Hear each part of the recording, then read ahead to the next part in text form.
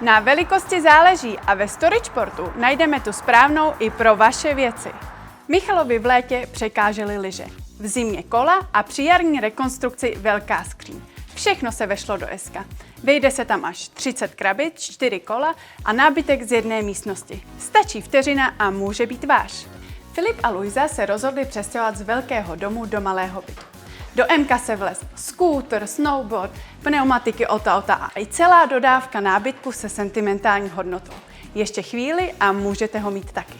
Petr měnil životní styl. Klaudie sezónní výprodej. Do Elka Petr uskladnil nábytek z dvojpokojového bytu a Klaudie pohodlně uložila vánoční sortiment. Lákavé, že?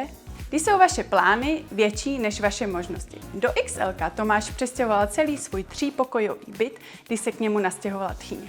Pavol přivezl svoji motorku a Vlado kancelářský nábytek z poloviny firmy, aby ji mohl posunout o úroveň výš. Klikněte na storageport.cz a vyberte si řešení na míru.